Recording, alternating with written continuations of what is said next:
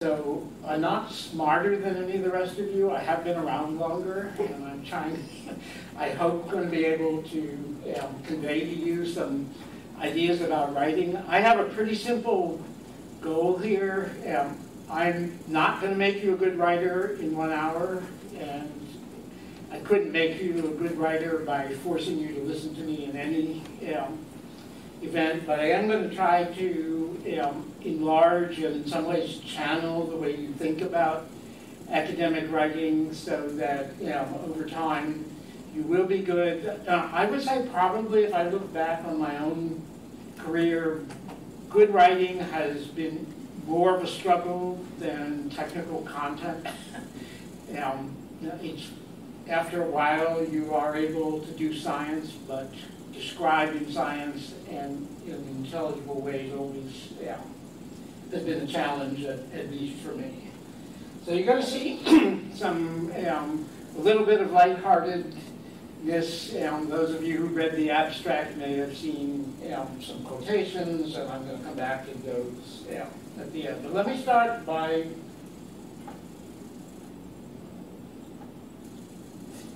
talking about what I'm going to be talking about. And if I were to ask you all what you think academic writing is, probably most of you would come up with the things that are on this page. These are, you might also include, for example, conference proceedings or book chapters, but these are things primarily containing technical content, primarily meant to convey that technical content to others. You might not include in your list, but in most of your career, most of you are going to encounter probably all of these proposals, which in some way are, they're both technical and sometimes have non-technical aspects to them as well. Once you get a grant, there are typically requirements from the granting agency that every so often, at least once a year, and sometimes more frequently, you have to write project reports. If you ever work on contracts as opposed to grants, then there are often explicitly required deliverables that include written material. As your career develops, and maybe some of you have done this already, you'll be involved in things that are evaluations. They include the things I've got listed here: referee reports, proposal reviews, book reviews.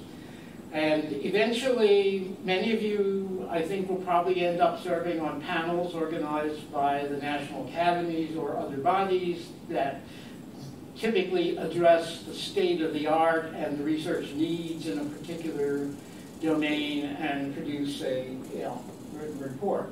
Even that's not all. All of you have been at some level through questions of writing associated with job applications. It's not just a cover letter. It may be a research statement, a teaching statement. Whoever your employer is, whether it's a university or a research institute or a corporation, you're going to need to provide activity reports describing what you've done. Usually it's once a year, but sometimes it's more often than that. You'll often be writing letters of recommendation, whether they are for students looking for jobs or evaluating people who are candidates for tenure or promotion. And even some of the things that you may have thought appeared magically from nowhere, PR is public relations here, so things like departmental brochures, announcements of conferences, job postings, all come from somewhere.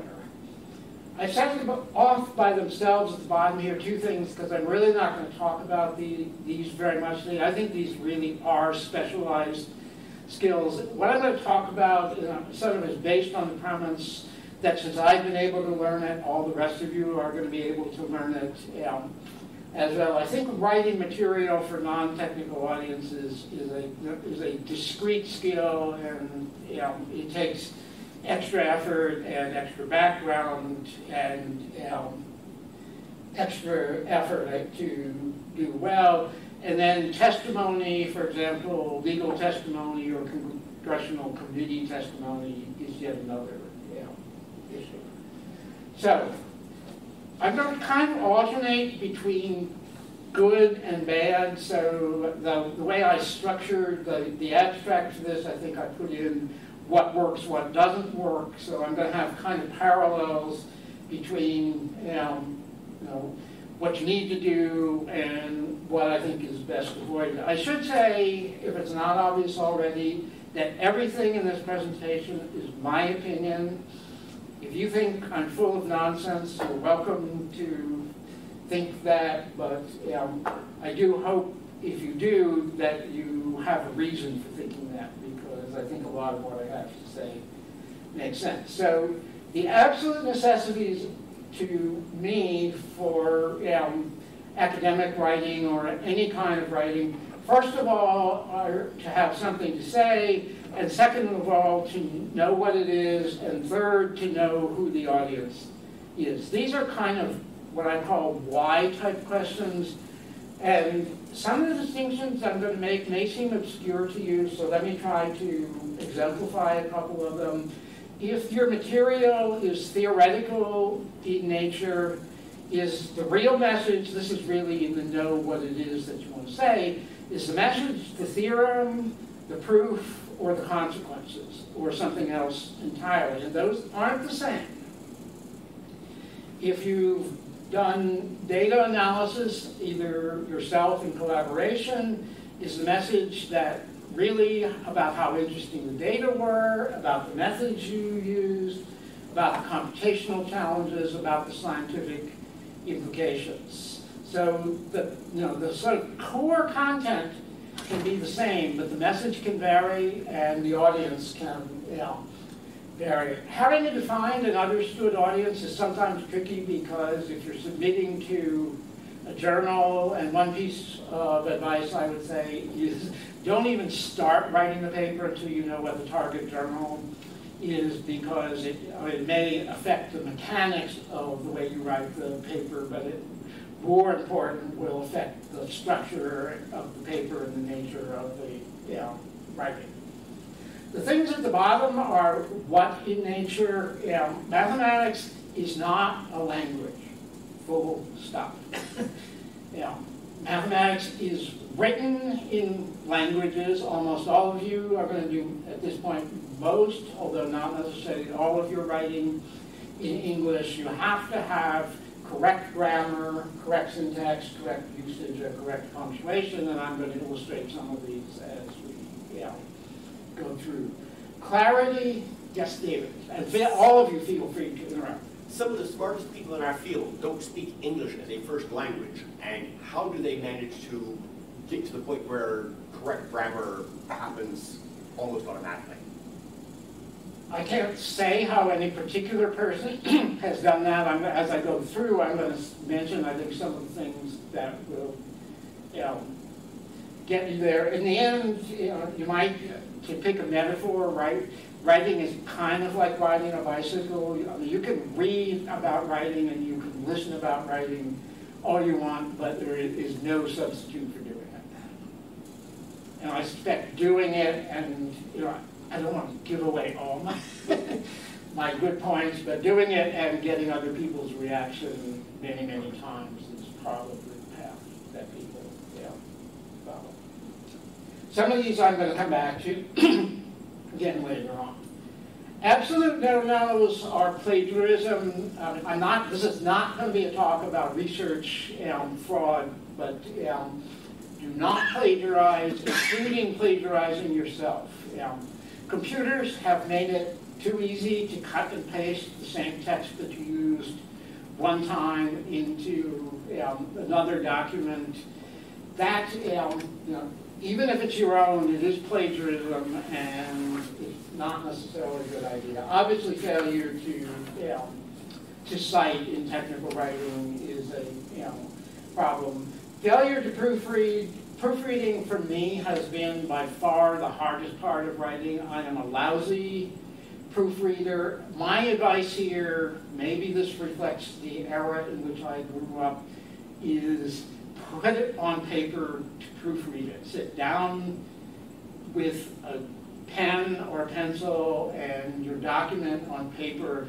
shut the screen. You remember, I think those of you who might have read the abstract, I think there was one quote that said writing is 3% talent and 97% not being distracted by the internet. Don't distract yourself.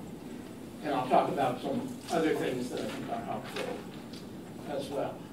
To start getting into some of the more concrete things, and by the way, I'm going to warn you that there's going to be some interactivity in this, so I'm going to mention some things that bother me a lot, and then I'm going to ask others to chime in on that. I hate passive voice. So, and I tried to illustrate the distinction here. I'm also going to pass out to you all at the end. This is a one sheet. I was very lucky to find this on the internet. This is 52 rules. How to write good is a deliberate mistake here. So this is 52 rules. Each of them, the way it's stated, illustrates the content of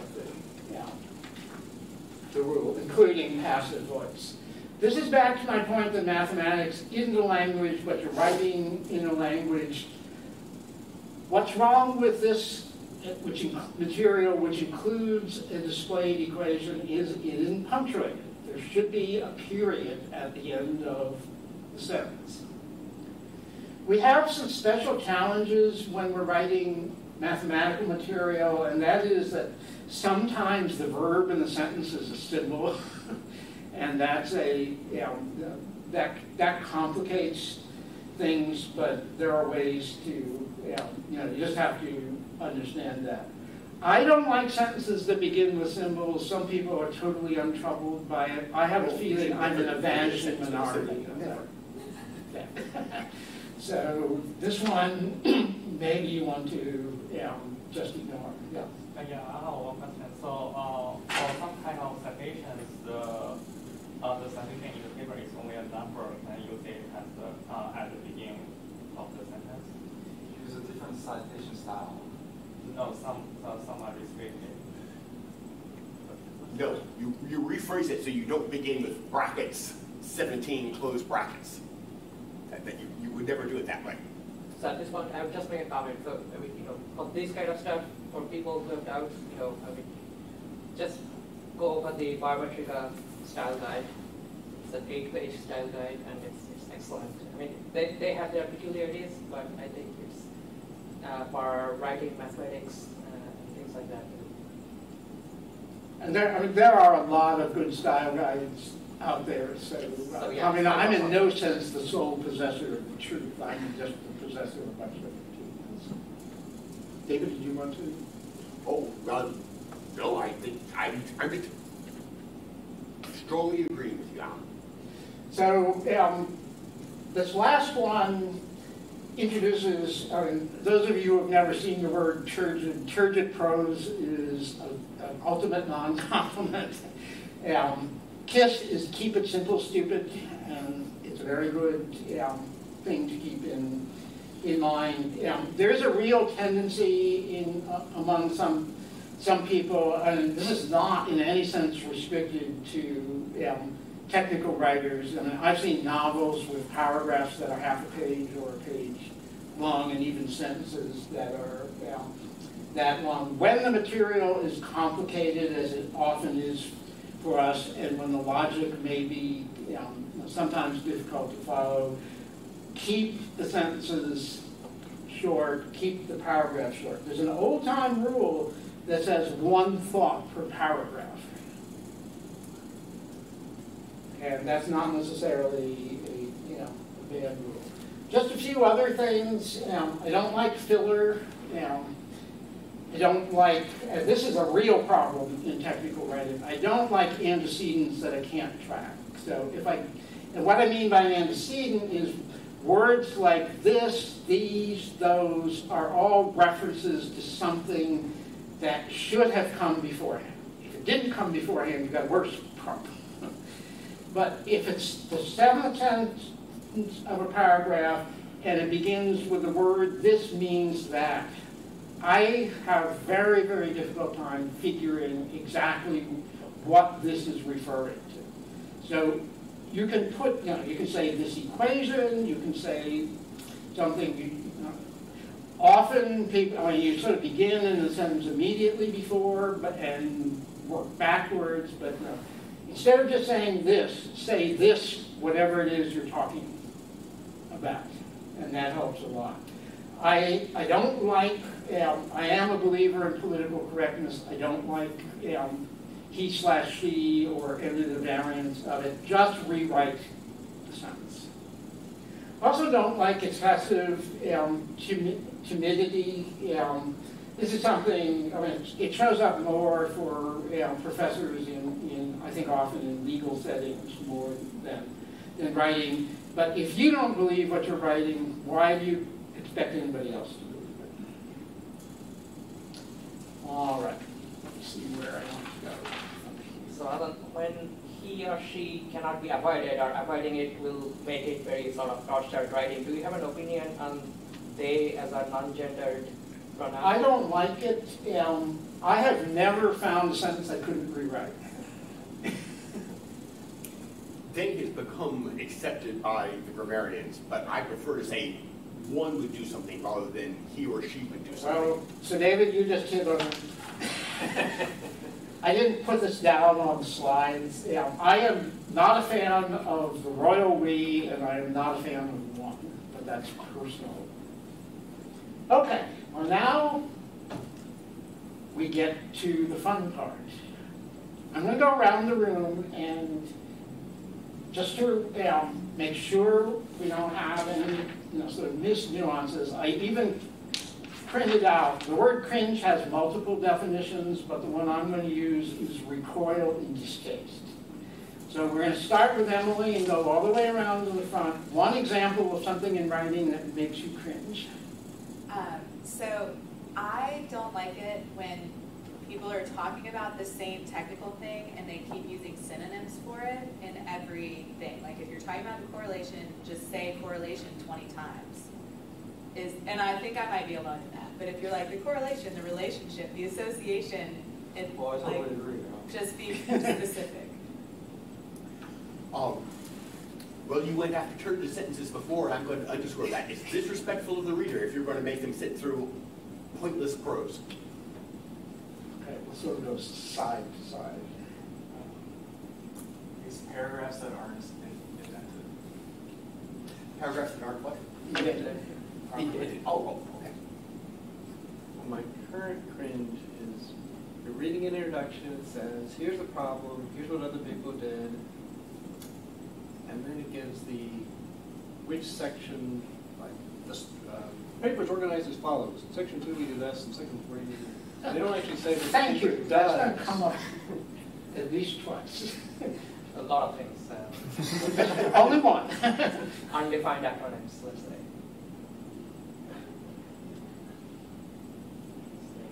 Paragraph is too long. Back row?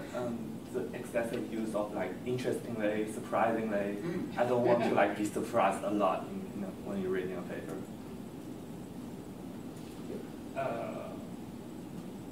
Can't follow the logic. And last. It takes me too long to figure out what the paper wants to say. Very good. Thank you all. You're going to get more chances to do this. So, I'd like to share with you some things that I think do work. They are all learnable skills, I believe, but they're things that also you can bypass, and I'm not sure that bypassing them is a good idea. Now, all of us as children, at least when I grew up in the schools in the U.S. in the 1950s, were told you should make an outline before you start writing something. I think you really should, even if it does not consist of nothing but the section headings and the subsection headings. Learn how to diagram sentences because it will help you. Here's what I mean by that. This sentence reads, the green vegetables are always disgusting and I hate them.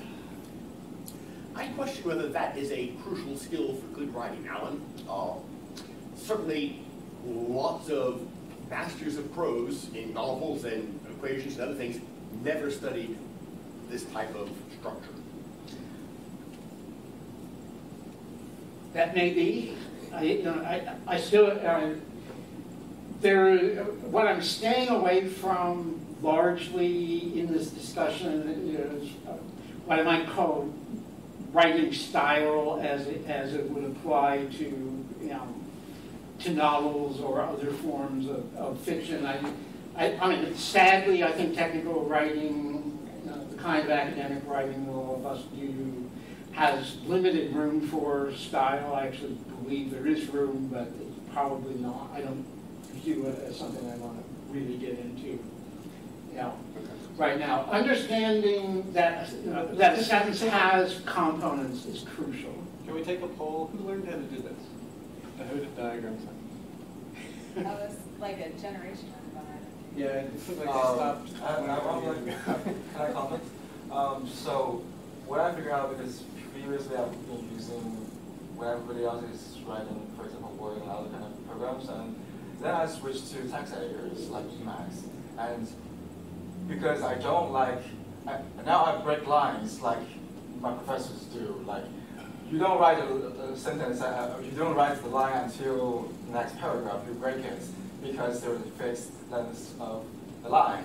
So you break it, no matter the sentence ended or not. So, and then I figure out that helps me to analyze the sentences I write, because there's a fixed length to it, and it forces you to think, what's the structure of it? Do you need to put a comma at the end of the line? And how does those things put together in a sentence or in a paragraph? And then I figure out that helps me to write shorter sentences and figure out how to make the sentences clearer to write. So yeah, just breaking down the paragraph and sentences into components just helps.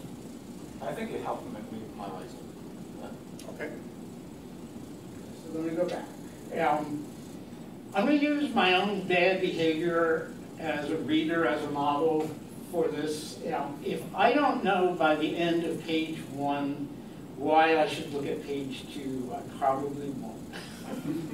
That's my model for the probability of turning the page, given that there's nothing proactive on the writer's part. Readers are busy. We're all busy. They may be hostile, they may be skeptical, they may be receptive, but you have to convince them to keep going. And in particular, and I'll mention this point again later on, and it was kind of alluded to before, but if the first page, and maybe it's in the abstract, but it's even better in the introduction, doesn't say what the major result is, I'm not going to be very inclined often to try to find whether it's on page 7 or page 14 or page 28. So you just got to let readers know where you're going. You do know, in most cases, when you're writing about research you've done, you know more than anybody else. So it's like you've almost always got to be talking down to the readers. And I'm going to have the inverted version of this in my list of what doesn't work, which is trying to prove that your knowledge is infinite. The point is communication, not demonstrating knowledge. Reading things aloud is painful, but helps. It can help you detect problems. Getting someone else to read it can be really, really valuable. Good graphics, I think, help. And I wrote down, and I'll illustrate, well, I'll give you, let me just show you, this is, immodest, but this is good graphics. This is a map of the geographical distribution of body mass index, BMI, in the Baltimore, Washington area. Red are concentrations of high BMI. Blue are concentrations of low BMI. The modeling that underlies this is not the point. If you see this map, the message that it's right, if you know anything about Baltimore and Washington, is absolutely clear. A couple of other things I'll just add to this list that Alan, before you move on, I would certainly take this book to encourage everybody to get a copy of Tufte's book on statistical and visualization. actually, having put this point in here, I volunteered to Emily in the spring to do another version of this presentation on good and bad graphics. Okay, cool. Get a reference book, a style guide. My current favorite is something called Dreyer's English. Benjamin Dreyer was a copy editor at Harper for about 30 years. Then there are the old sort of standbys like the Chicago Manual and elements of the style. The last thing, and this is situational, appendices can sometimes really help. If you've got something which you figure not everybody might be interested in, but it's sort of got to be there, and the journal or whatever medium you're using allows appendices. They can really help the flow, so you don't have to have things down. All right, around the room again. Something that works, ideally something we haven't talked about already. About what? Writing. Something you've done yourself ideally, or you've recognized in other people's writing.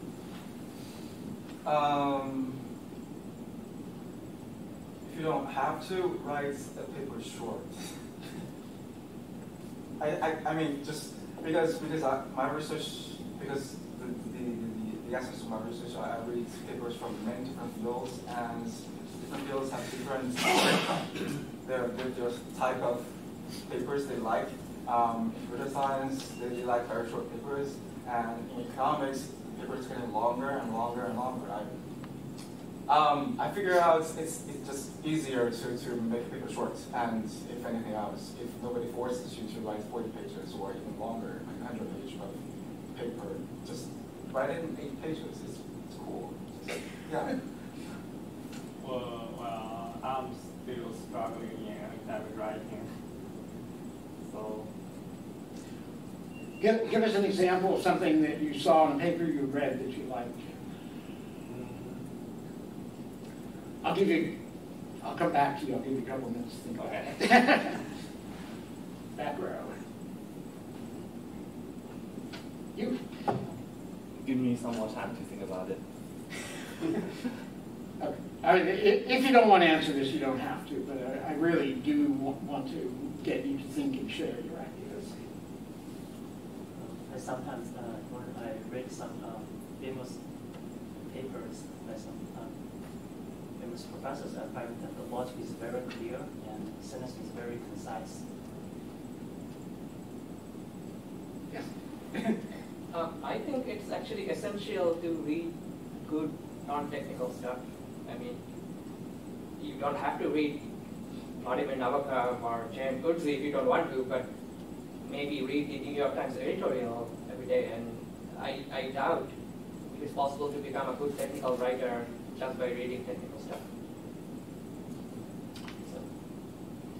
Go through your introduction and mark which sentence is about your work that you did and which sentence is background about other people, and then sort them into different paragraphs so that you're not mixing your work with other people's work.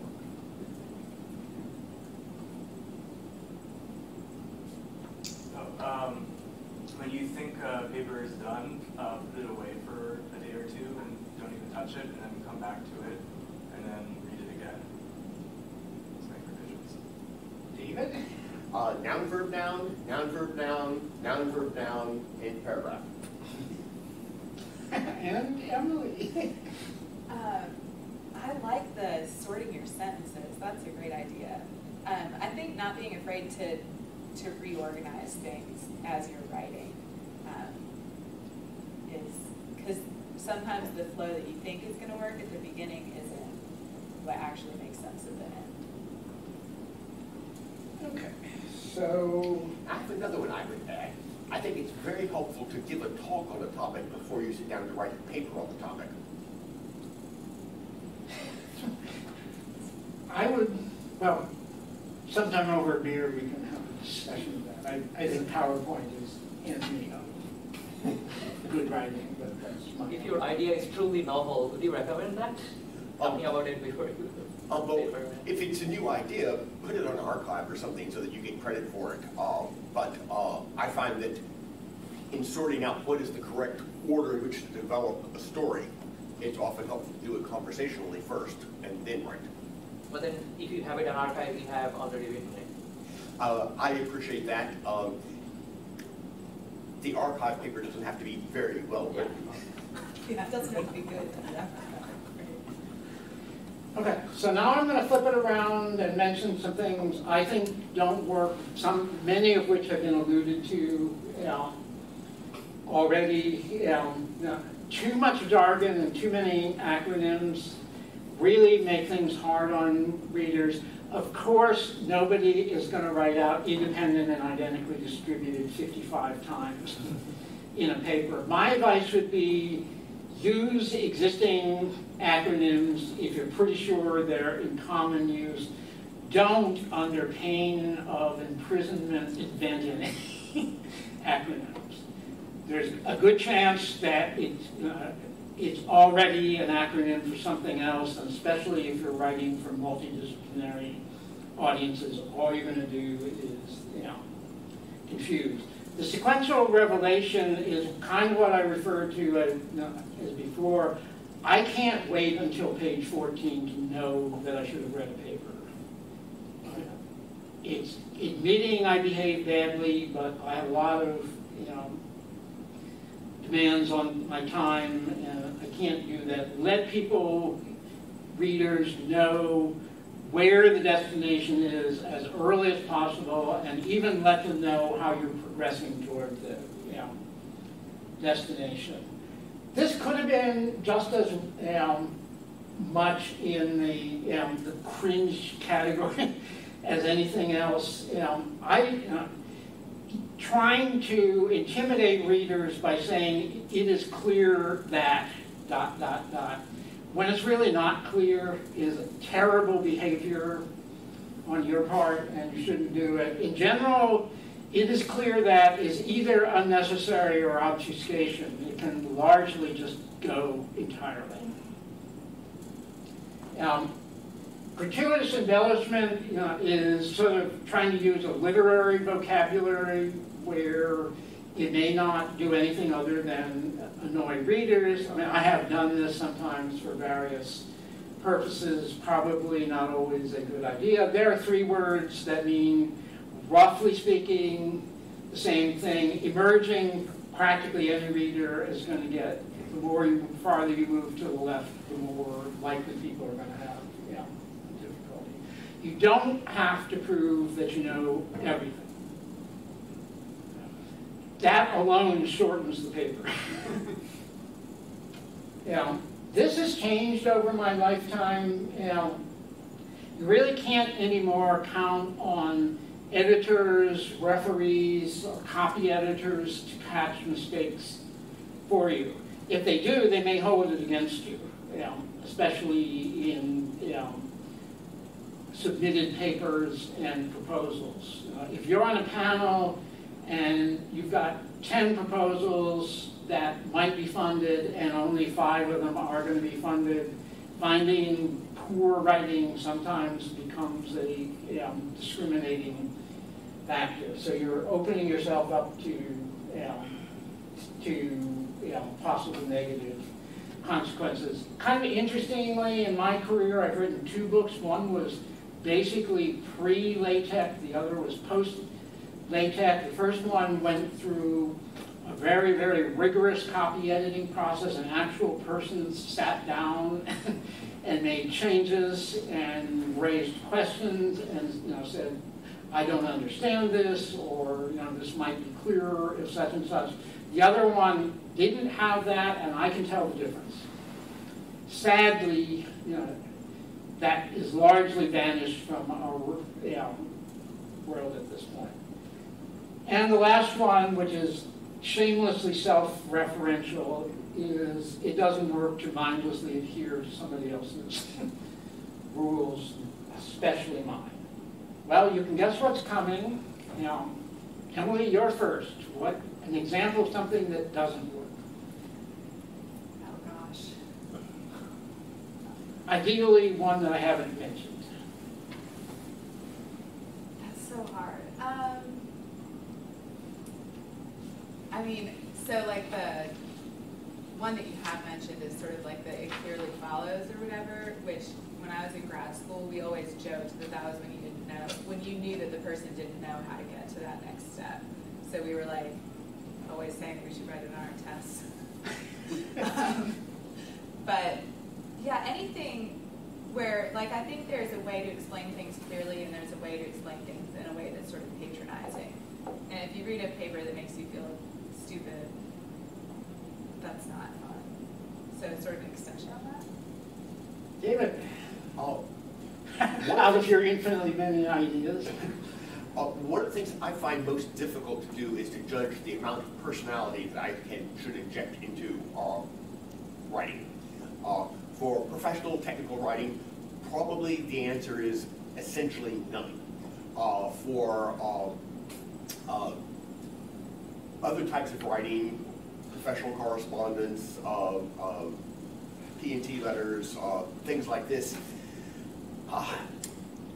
Well, for example, the promotion tenure letter, you need to get in a couple of phrases that the committee can use to take to the dean and say, this is memorable, this is good.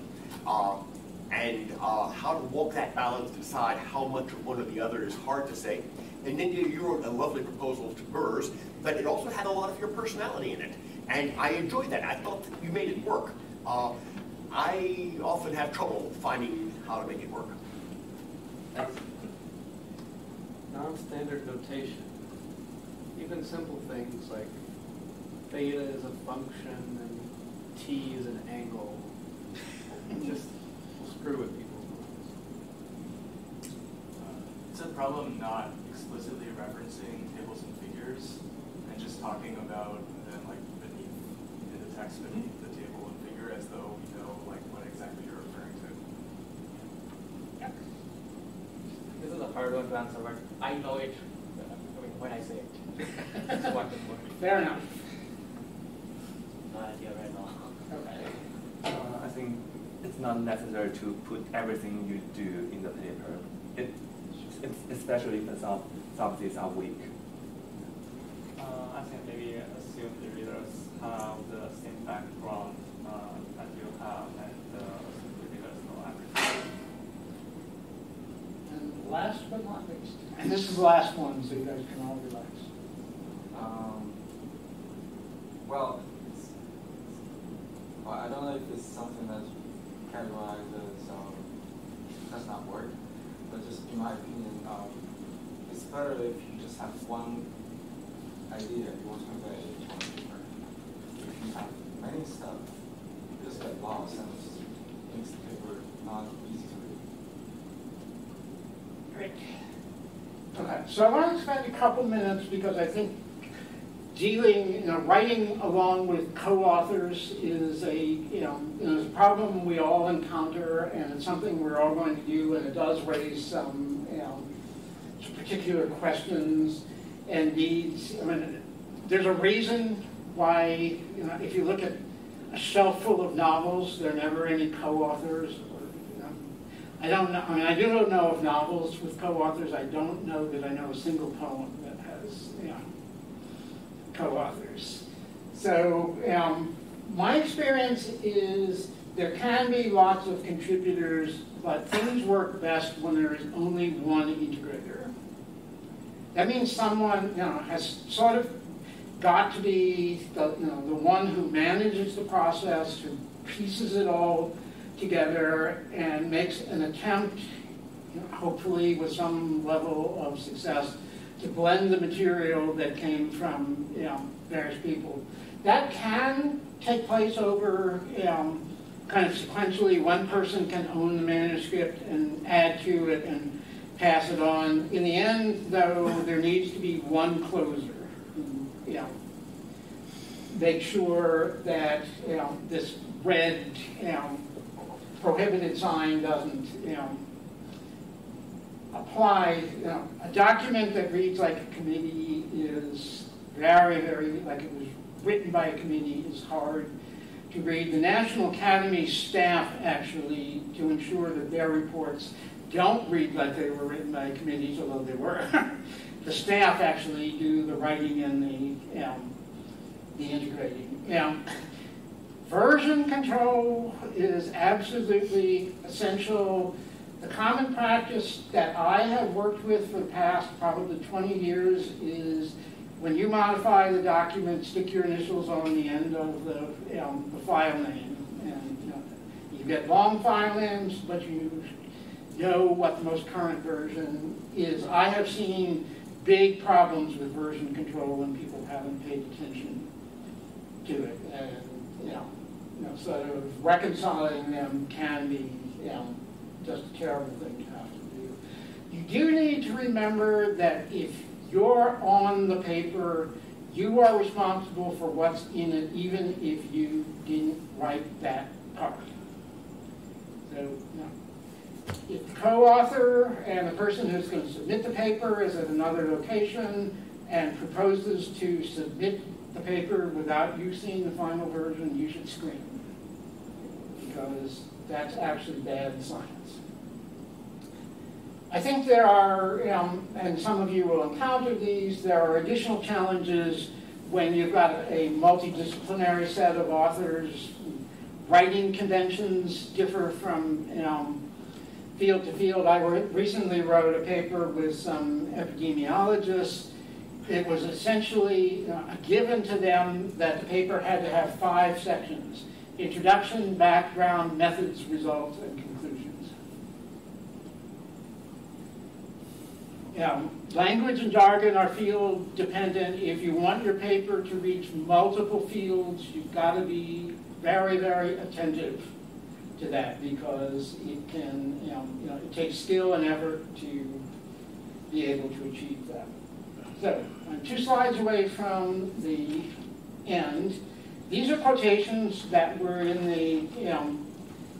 the abstract. I'm not going to talk about these. I just want, if you care to think about these now in light of what I've said, and why most of you, I think, know Hemingway is a novelist, Nemerov is a poet, Pascal was a mathematician, and this is probably one of the best quotes ever about the need for concise writing, and Jefferson, one of the founders of the United States. So only one of these is really a technical writer, and it's hard to claim somebody from, David, you would know better than I do, 17th century or 18th?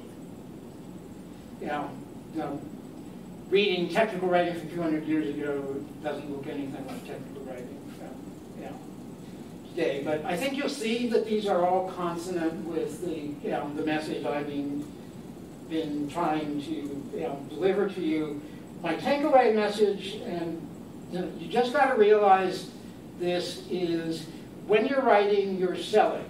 And I mean, you may look down on selling as something that used car salesmen do, or others. You are selling your ideas, and if you lose track of the fact that you're selling ideas, you lose track, I think, of the organizing principle behind basically everything I've said today. You want to communicate something, and you want to sell what you've done, or what, if it's a proposal, what you think is going to be done, and why you have an approach to it that's going to work. So there is nothing bad about thinking that writing is selling, and in my point of view, there's everything good to be thinking about that. So what I'm going to do is, as I said, I'm just going to pass these around. These are the 52 rules about how to write. Just take one. You can. I recommend reading it. Throw it away if you want, but it's if nothing else, kind of amusing. With that, I'm happy. Unfortunately, I have a meeting at NC State at 1 o'clock, so I can't stay for lunch. But David, I can't imagine you don't have something to say or some questions to ask. But thank you all for listening to me.